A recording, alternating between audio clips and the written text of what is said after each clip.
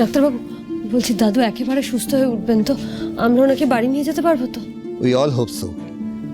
আপনার পুরো পরিবার ওনার জন্য এত প্রার্থনা করছেন, তাছাড়া এত ভালোবাসেন ওনাকে। উনি ঠিক ধীরে ধীরে সুস্থ হয়ে যাবেন, একটু ধৈর্য ধরুন। তবে উনি মনে হয় সব থেকে বেশি ভালোবাসেন আপনাকে।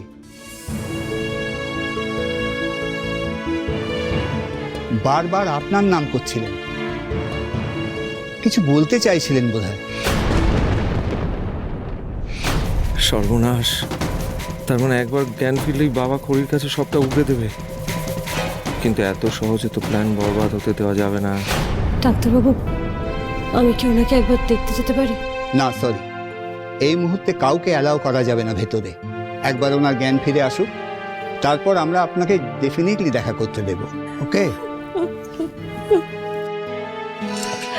মা এখনো কেন কাঁদছেন? ডাক্তারবাবু তো বলে গেলেন যে বাবা is out of danger. Jagaddhatri মায়ের কৃপায় বাবা ঠিক সুস্থ হয়ে বাড়ি ফিরবেন। কাল জগদ্ধাত্রী পুজো, পুজোর দিনে মানুষটা হাসপাতালে পড়ে থাকবে। কিসের পুজো মা? বাড়ির এই অবস্থা, কারোর পক্ষে পুজো করা সম্ভব? বাইরের লোকজন বাড়ির ছেলেকে খুনি বলছে, হামলা করছে, বাবার এই অবস্থা, আর তুমি এই সময় পুজোর কথা ভাবছো? এটা কিন্তু একদম ঠিক বলছে। দাদুর শরীর ঠিক নেই, পুজোটা এবছর না করলেই নয়। ঘরে বাইরে অশান্তি লেগেই রয়েছে আমাদের। না দুটি, হে অসম্ভব।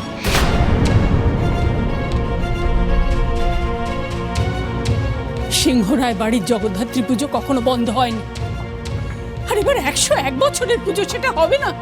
তোমাদের তোমাদের দাদু সুস্থ হয়ে বাড়িতে ফিরলে তাকে কি জবাব দেবো আমি?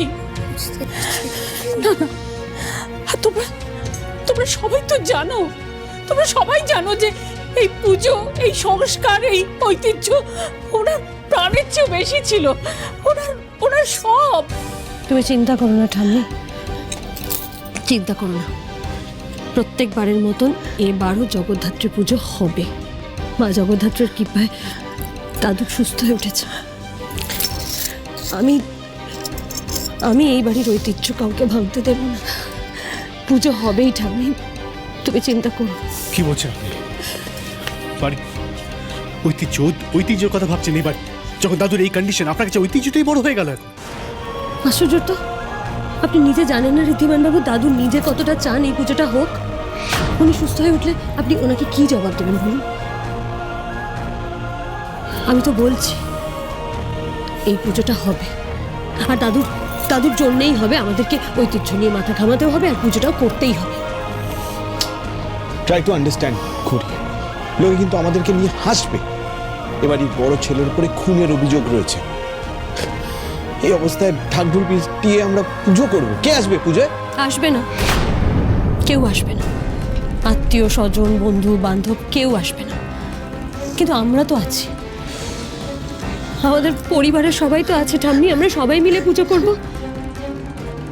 আর আমি তোমাকে একটা কথা বলতে চাই, যদি সবাই আমরা একসাথে থাকি তাহলে হয়তো এই পুজোতেই আমি সত্যিটা সবার সামনে নিয়ে আসতে পারবো। আমি প্রমাণ করে দিতে পারবো ঋদ্ধিমান বাবু আসল খুনি নন, অপরাধী অন্য কেউ। আসল অপরাধীকে আমি সবার সামনে নিয়ে আসবো, তাই এই পুজোটা আমাকে করতেই হবে। আমি এই হাসপাতালে দাঁড়িয়ে তোমাদেরকে কথা দিচ্ছি, সিংহরায় বাড়ির জগদ্ধাত্রী পুজো হবে, আর আমি করব সেই পুজো। কেউ তো তোমার পাশে থাকবে না। একা একা তুমি পুজোটা করতে পারবে? কেন ছোটদা, আমি থাকবো খড়ির পাশে। আমিও আছি।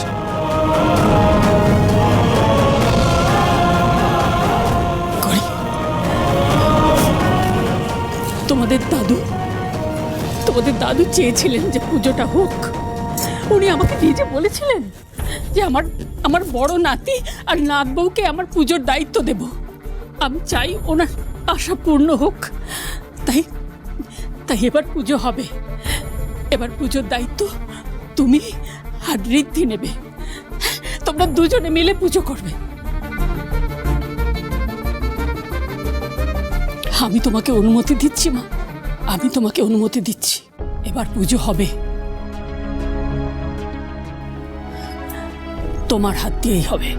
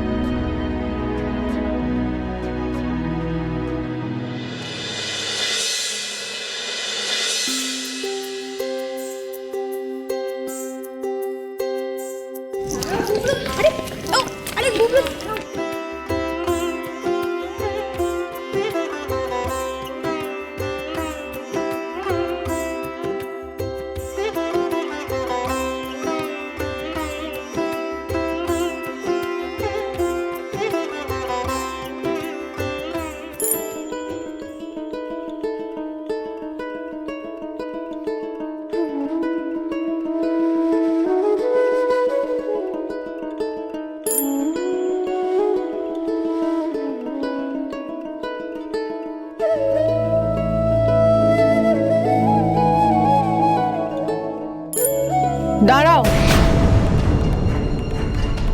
কোথায় যাচ্ছ? এই বাড়ির একটা নিয়ম আছে, যতক্ষণ না এই বাড়ির উত্তরাধিকারী মা জগদ্ধাত্রীর বেদির প্রদীপ জ্বালাচ্ছে ততক্ষণ পুজোর কোনো আয়োজন করা যাবে না।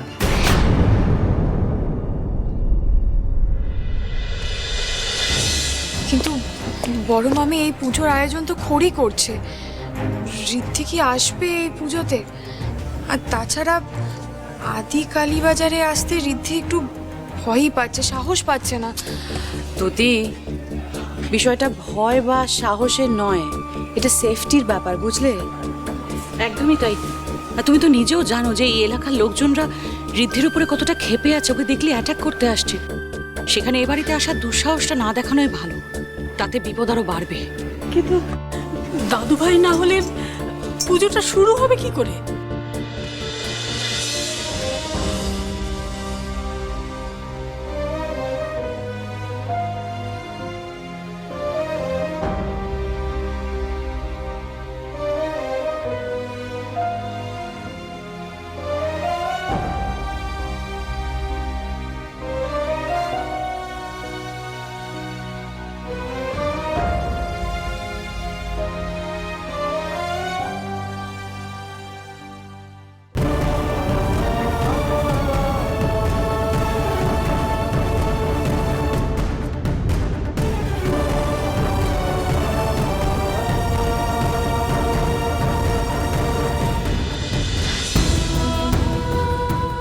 উনি আসবেন ঠাম্মি। দাদু একদম ঠিক লোকের হাতেই সিংহরায় পরিবার, সিংহরায় জুয়েলার্সের দায়িত্ব তুলে দিয়েছেন। উনি এই পরিবারের যোগ্য উত্তরসূরি। এই পরিবারের অমর্যাদা, এই পরিবারের ঐতিহ্যের অমর্যাদা উনি করবেন না। আমার বিশ্বাস উনি আসবেন।